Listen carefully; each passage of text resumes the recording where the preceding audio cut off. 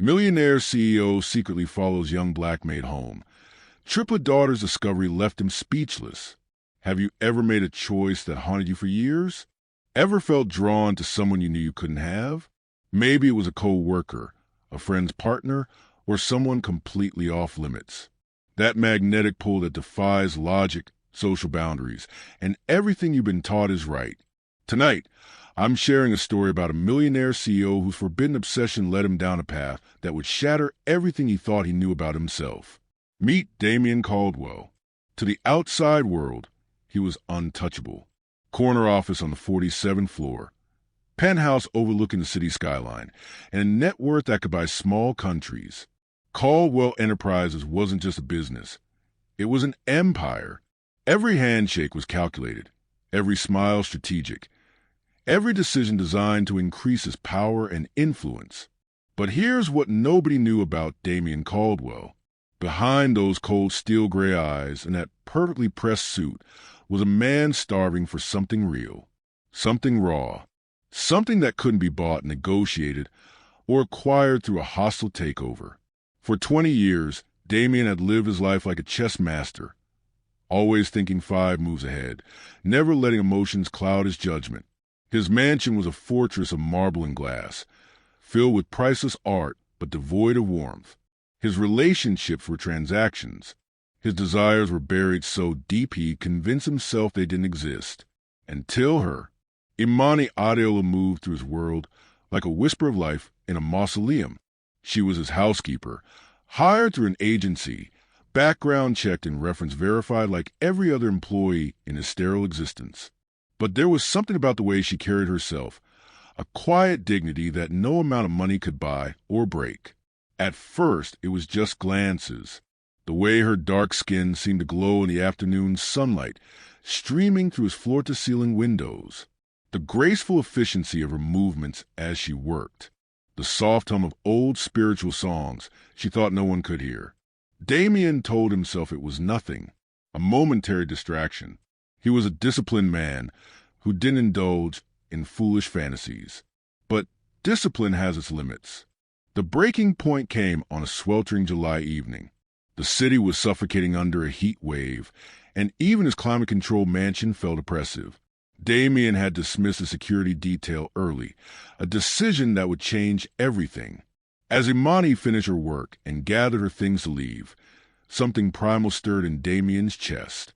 Maybe it was the way her cotton dress clung to her curves from humidity.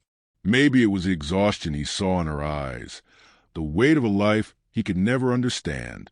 Or maybe it was 20 years of suppressed longing finally demanding to be acknowledged. Whatever it was, as she walked toward the door, Damien made a choice that would haunt him forever. He followed her, not in his usual chauffeured Mercedes, not with a security team monitoring every move. Just him, alone on foot, stalking through the streets like a predator tracking prey. The rational part of his mind screamed warnings. What was he doing? What if someone saw him? What if she noticed? His reputation, his empire, his carefully constructed life. It could all crumble with one reckless decision. But rational thought had abandoned him hours ago. The city's heartbeat pulsed around him as he trailed Imani through neighborhoods that existed in a completely different universe from his own, gone with the gleaming towers and manicured gardens. Here, life was raw, unfiltered, real in ways a sanitized world could never be. Every step deeper into her world was a step further from his own identity. The billionaire CEO was dissolving, replaced by something more primitive, more human, more dangerous. As they walked, Damien's mind raced with justifications. He was just curious about how his employees lived. He wanted to ensure she was safe in this neighborhood. He was protecting his investment. But deep down, he knew the truth. This wasn't about protection or curiosity. This was about hunger, a bone-deep craving for connection that had been eating him alive for months. The humid night air pressed against his skin like a living thing. And with each block they traveled, Damien felt the walls he'd built around his heart beginning to crack. He had no idea that by the end of this night, those walls wouldn't just crack. They would shatter completely, and the debris would reveal a secret that would leave him speechless. Hey, beautiful souls. Welcome back to Soul Thread Stories by T. I'm in a bind, and I need your help to ensure that I and my family can have food to eat and be able to pay our bills and mortgage. If you know you are not heartless and wicked, you'll smash that subscribe button and watch this story to the end so that your blessings will not pass you by. Also, leave a comment telling me where you are watching the story from. You are all I have, and God will bless you and your family. Thank you. The first 3 blocks were torture.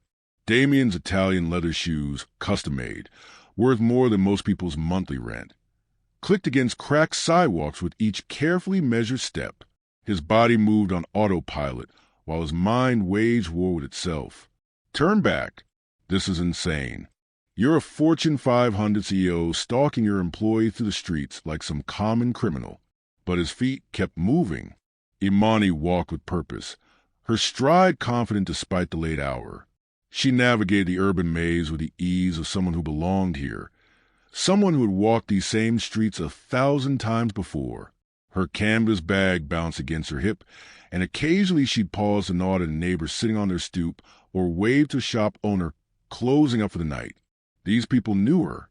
They smiled when they saw her. Real smiles, not the calculated grins Damien encountered in boardrooms. The realization hit him like a physical blow. Imani had a life here, a full, rich existence that operated completely independent of his world. While he saw her only as a quiet woman who cleaned his house 3 times a week, here she was a neighbor, a friend, a vital part of a community he'd never even known existed. 20 minutes into the pursuit, the neighborhood began to shift. The sleek glass storefronts and trendy cafes of downtown gave way to something grittier, more authentic. Corner stores with hand-painted signs replaced upscale boutiques. The smell of frying plantains and spiced meat drifted from open windows, mixing with the urban symphony of distant music and animated conversations in multiple languages. Damien's world was sterile, climate-controlled, silent except for the soft hum of expensive electronics and the whispered conversations of people afraid to speak too loudly around power. This world was alive. Children darted between parked cars, their laughter echoing off brick walls covered in vibrant murals that told stories Damien had never bothered to learn. An elderly man sat on his front steps playing guitar, his weathered fingers coaxing melody from worn strings. 2 women shared a bottle of wine on a fire escape, their animated Spanish filling the warm night air with joy he recognized but had never experienced. The contrast was jarring. In his world, people scheduled joy. Here, it erupted spontaneously from everyday moments. Damien's internal compass began to malfunction. Each block deeper into Imani's territory stripped away another layer of his carefully constructed identity. The billion-dollar deals that defined his worth seemed suddenly hollow. The power lunches and charity galas felt like elaborate performances for an audience that didn't matter. When had he last laughed without calculating the social or financial benefit? When had he last felt genuine connection with another human being that wasn't mediated by contracts or transactions? The questions unsettled him, but not enough to stop walking. Imani turned down a narrower street lined with row houses, their small front yards alive with vegetables and flowers that somehow thrived despite the concrete surrounding them. Porch lights created pools of warm yellow illumination, and the sound of family life filtered through open windows. Children being called to dinner, television programs in languages Damien didn't recognize, the gentle scolding of mothers and the deep laughter of fathers. This was community in its purest form. Messy, loud, imperfect, and undeniably real.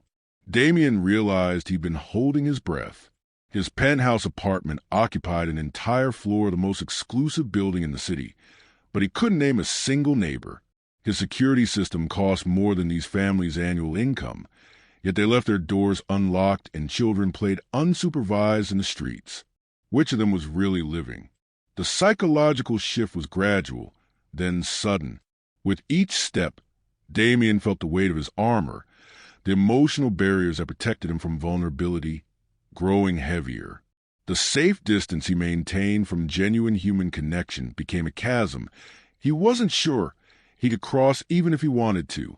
But watching Imani move through her world with such natural grace, seeing how effortlessly she belonged somewhere while he belonged nowhere, made him desperate to try.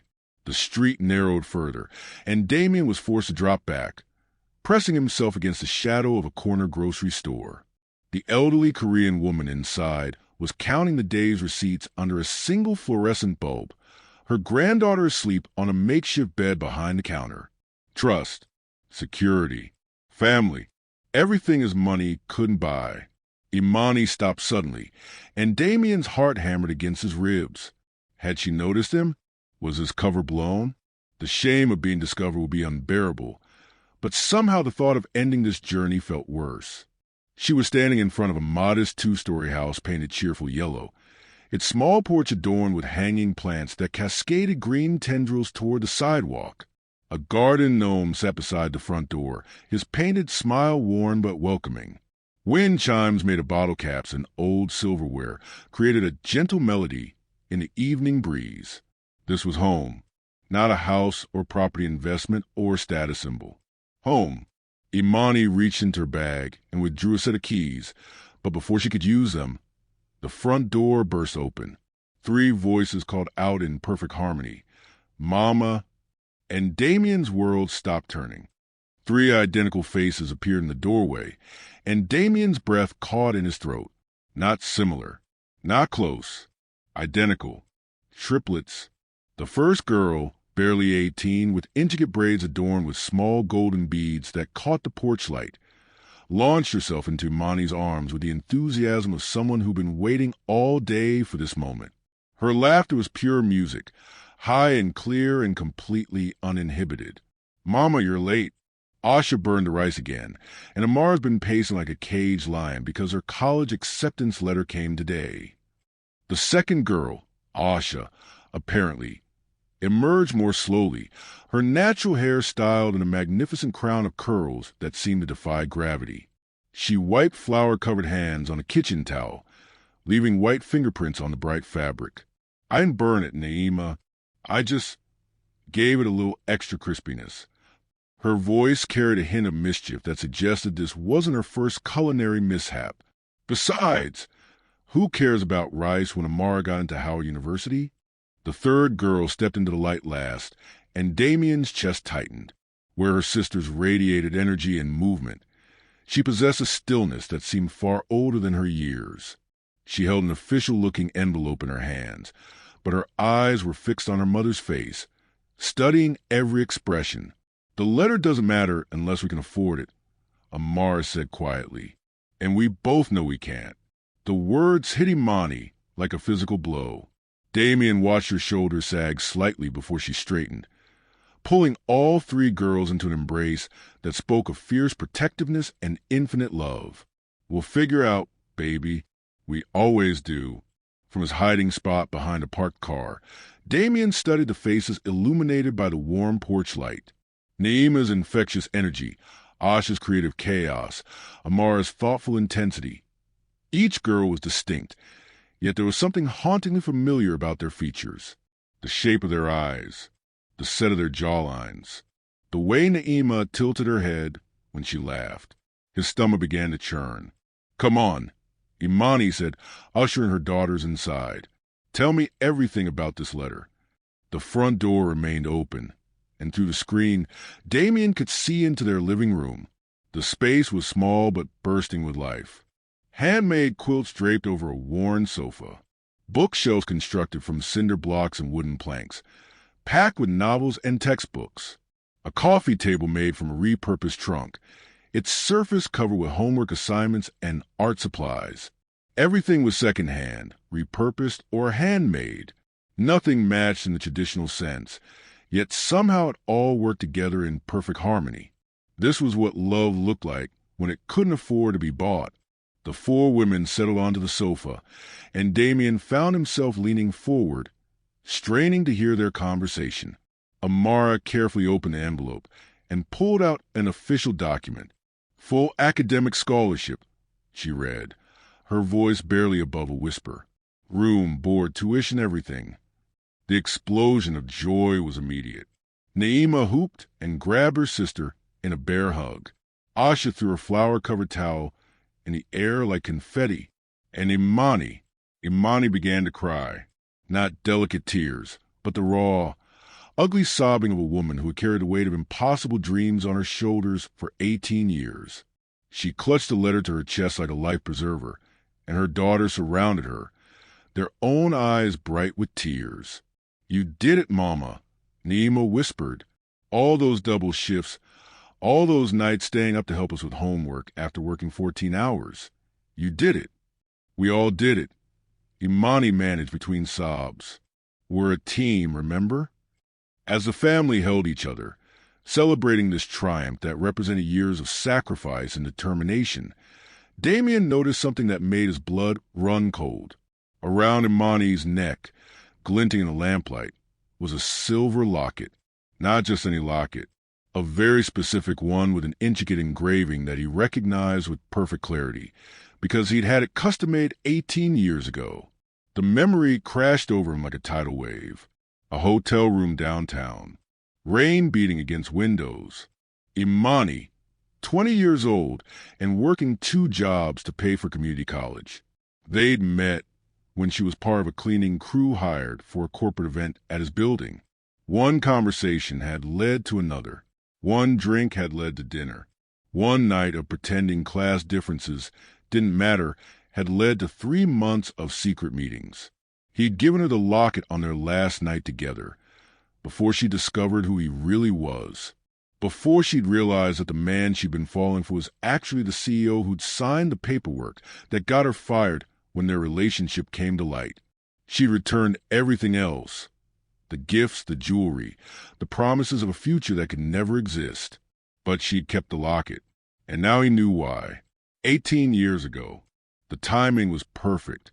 Drop a fire in the comments if you're feeling this tension, because what happens next is going to blow your mind. Damien's hands began to shake as he studied the 3 young women more carefully. Naima's laugh. He'd heard it before, coming from his own throat in moments of genuine joy so rare he'd forgotten they existed. Asha's creative spirit and stubborn determination, traits that had built his empire from nothing. Amara's analytical mind and quiet intensity, the very qualities that made him a formidable businessman. Each girl carried pieces of him, genetic breadcrumbs that told a story he'd been too self-absorbed to read.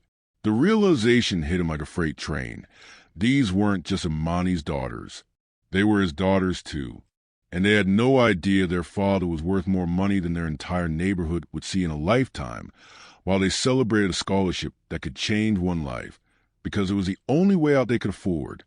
The kiss deepened, months of suppressed longing pouring out in desperate touches and breathless whispers. His hands traveled the curve of her waist, memorizing the feel of her through the thin fabric of her dress. She arched against him, a soft sound escaping her throat that drove him nearly mad with want. "Are you sure?" he'd asked, his forehead pressed against hers, both of them breathing hard. Instead of answering with words, she'd taken his hand and led him to her bed. What followed was unlike anything in Damien's previous experience. He'd had relationships before, calculated affairs with women from his social circle who understood the rules of engagement, polite encounters that felt more like negotiations and passion. This was raw, real, revolutionary. Imani's responses were honest and unguarded. When he traced the line of her collarbone with his lips, she didn't perform pleasure. She felt it, expressed it, shared it freely. Her fingers explored the planes of his chest and shoulders with genuine curiosity, as if she were learning him by touch. They moved together with increasing urgency, 2 souls desperate for connection, in a world that had taught them both to keep their guards up. Every caress was a confession. Every kiss was a promise. Every whispered endearment was a rebellion against the forces that said they couldn't have this. When they finally came together, skin against skin, hearts beating in frantic rhythm, it felt like coming home and breaking free at the same time. Damien had never known that physical intimacy could be emotional salvation, that pleasure shared could heal wounds he didn't know he carried. Afterward, they'd lain tangled in her sheets, Imani's head on his chest, the silver locket catching moonlight between them. "I could stay here forever," he'd whispered into her hair. Forever's a long time, she'd replied, tracing lazy patterns on his chest. But I'd like to try. The memory shattered as a car horn blared in the present, jolting Damien back to reality. He was standing on a street corner, watching through a window as his daughters, celebrated a scholarship that represented their only escape from poverty. While he had billions sitting in accounts he rarely thought about, the bitter irony burned in his throat like acid. The weight of realization crushed down on Damien's chest like a physical force. 18 years. 18 years these girls had lived without knowing their father could have changed their lives with a single phone call. Inside the house, the celebration continued. Amara was reading the scholarship letter aloud for the third time, her voice growing stronger with each word. Naima had pulled out her phone and was calling what sounded like every friend she'd ever made. Asha disappeared into the kitchen and returned with cake that was clearly homemade, lopsided and covered in too sweet frosting, but decorated with more love than any professional bakery could provide. To Amara, Imani said, raising a mismatched mug filled with what looked like fruit punch, and to proving that dreams don't have expiration dates. The four women clinked their mugs together, and their laughter rang out across the small living room. Pure joy, unfiltered happiness over an opportunity that Damien could have provided without blinking, while they had sacrificed everything to earn it. He leaned closer to the window, desperate to hear more, to understand the lives he'd missed, the moments he'd stolen from himself through his own cowardice. That's when Naima's head turned toward the window. Their eyes met for a split second, daughter looking at father for first time, neither knowing the truth, and Damien's heart stopped. Naima frowned, squinting into the darkness beyond the glass. "Mama," she said slowly, never taking her eyes off the window. "There's someone outside."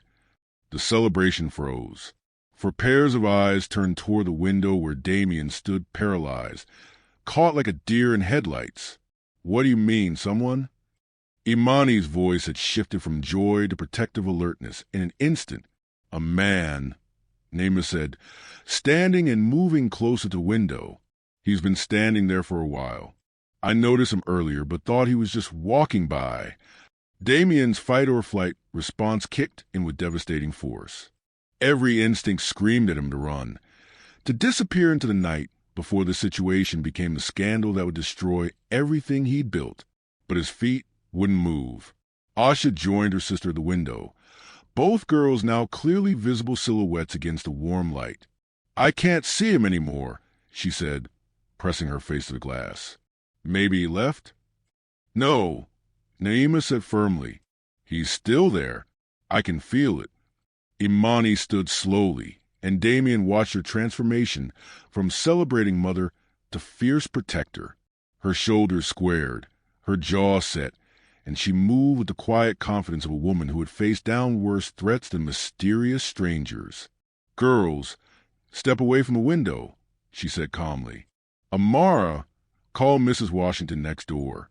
Tell her we might need her husband to come over." The mention of calling neighbors snapped Damien out of his paralysis. The last thing he needed was a confrontation with concerned community members who would remember his face, ask questions, possibly call police. He forced himself to step backward into deeper shadows, his expensive shoes scraping against broken concrete. The sound seemed impossibly loud in the sudden quiet. "There!" Naima pointed directly at where he stood. "I heard that. Someone's definitely out there." Damien's mind raced through scenarios, each one worse than the last. If they called the police and he was arrested for stalking, the media would have a field day. CEO caught prowling working-class neighborhood. His board would demand explanations he couldn't give. His carefully constructed reputation would crumble. But worse than the professional consequences was a personal terror. What if they discovered who he was? What if these girls, his daughters, learned that their absent father had been watching them from the shadows like some kind of predator? How could he ever explain that he wasn't dangerous, just desperate? That he'd followed Imani not to harm but to understand? That seeing them tonight had awakened something in him he thought was permanently buried? His phone buzzed in his pocket, probably the security team wondering why his GPS showed him in a neighborhood he had no business being in. The sound made him flinch, and he fumbled to silence it, but the damage was done. Definitely someone there, Asha confirmed. And they have a phone. Imani moved to a small table by the door and picked up something that made Damien's blood run cold. A baseball bat, well worn and clearly kept handy for exactly this kind of situation. "I'm going out there," she announced. "Mama, no," all three girls said in unison. "Stay inside and lock the door behind me."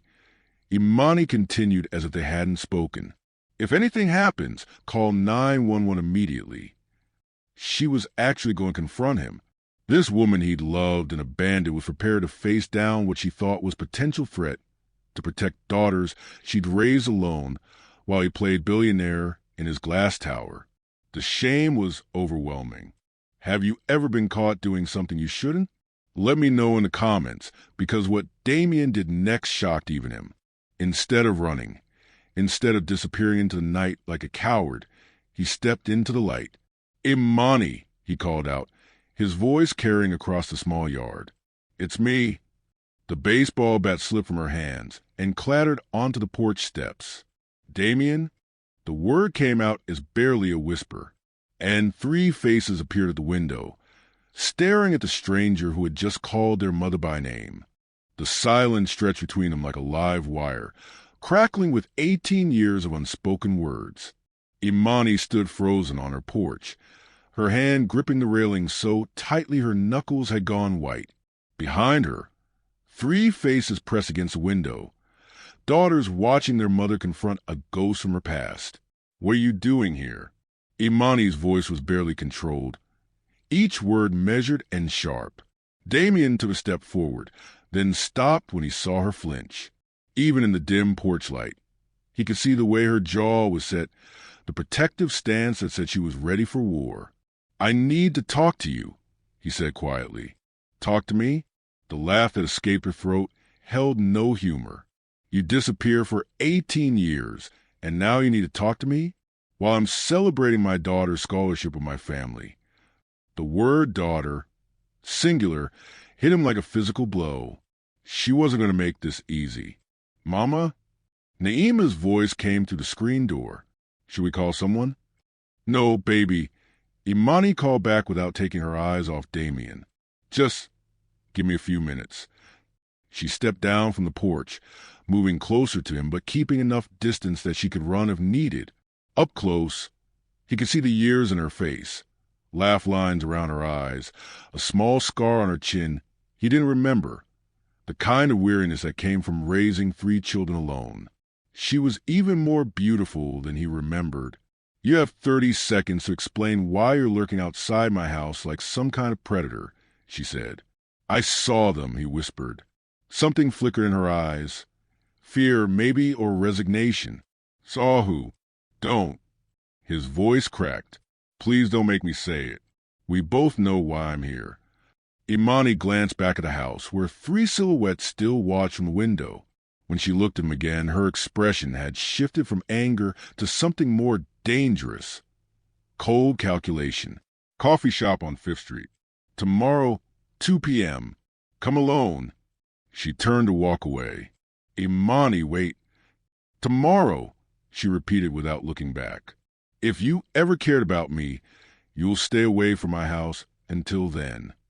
The door closed behind her with quiet finality, leaving Damien alone on the sidewalk with the weight of 18 years pressing down on his chest. 20 hours later, Damien sat in a corner booth at Rosie's Diner, a place so far from his usual haunts it might as well have been another planet. The coffee was weak, the vinyl seats were cracked, and the fluorescent lighting made everything look sickly pale. It was perfect, anonymous, safe. Imani walked exactly at 2 p.m., wearing jeans and a simple blue sweater that made her skin glow.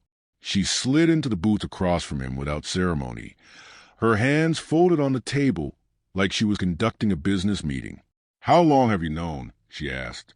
No pleasantries, no small talk, straight to the heart of it. "Since last night," he admitted, "when I saw the locket." Her hand moved unconsciously to her throat, where the silver chain disappeared beneath her sweater. You gave this to me the night they were conceived. The words hung between them like an accusation and a confession all at once. Why didn't you tell me? His voice was rough with 18 years of questions. Tell you what exactly? Her voice rose slightly before she caught herself, glancing around the nearly empty diner. That the CEO who had me fired for getting too close was also the father of my children?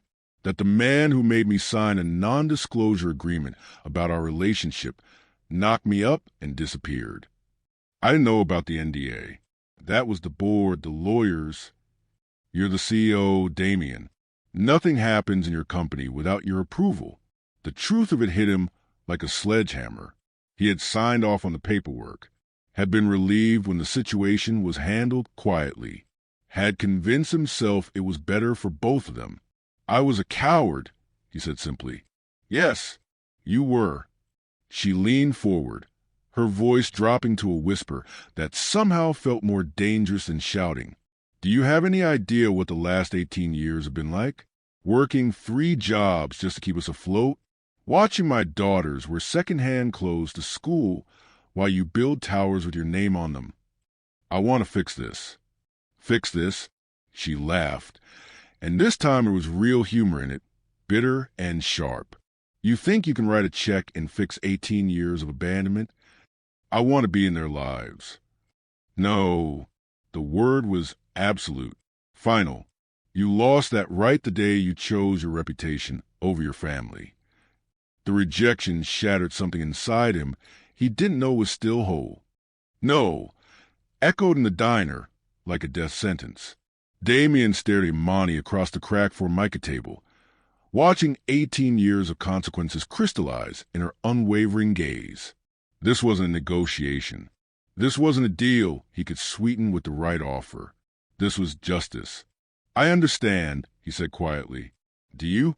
Imani's voice carried a lifetime of exhaustion, because understanding and accepting are 2 different things.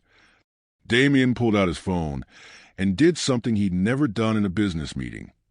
He showed vulnerability instead of strength. Howard University. Full tuition, room board, everything Amara needs. He slid a bank transfer confirmation across the table. Anonymous donation. She'll never know it came from me. Imani stared at the screen, her mask slipping for the first time. This is 3 years of your salary. I know because I looked up what I pay my cleaning staff. The shame in his voice was unmistakable.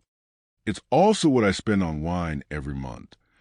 She pushed the phone back toward him. I can't accept this. It's not for you. It's for her. And it's not charity. It's 18 years of overdue child support. The words hit their mark. Imani's composure cracked, tears threatening at the corners of her eyes. There's more, Damien continued. College funds for Naima and Asha. Medical coverage for all of you. I'm not asking for visitation rights or father-daughter dinners. I'm asking for the chance to do what I should have done 18 years ago. Take responsibility. And what do you get out of it? Her voice was suspicious, searching for the angle, the hidden cost. Nothing. The simplicity of the answer seemed to surprise them both. I get to live with the fact that I failed as a man, but maybe I don't have to fail as a father. 6 months later, Amara Adeola walked across the stage at Howard University's freshman orientation, her academic achievements earning her recognition as the incoming class's top scholarship recipient. She had no idea that in the back row, a man in an expensive suit watched with tears streaming down his face. Naima started a small business selling her handmade jewelry, funded by a mysterious investor who asked for nothing but quarterly progress reports. Asha enrolled in culinary school, her tuition covered by an anonymous grant for creative arts students. Imani quit 2 of her 3 jobs. The family never learned their benefactor's identity, but sometimes, walking through their neighborhood, they noticed things. Potholes getting filled, the community center receiving new equipment, the local elementary school suddenly having funding for art and music programs. Damien Caldwell learned that redemption wasn't about grand gestures or public recognition. It was about quiet consistency, about showing up even when no one was watching, about choosing to be the man he should have been, even if it was too late to matter to the people who needed him most. Some mistakes can't be undone, but sometimes, if you're willing to spend the rest of your life trying, they can be transformed into something that looks almost like grace. Subscribe if you believe people can truly change. We're building a community of growth here, where second chances aren't given lightly, but they're never completely impossible. Because the hardest truth about love isn't that it conquers all. It's that sometimes love means letting go of what you want for what's right.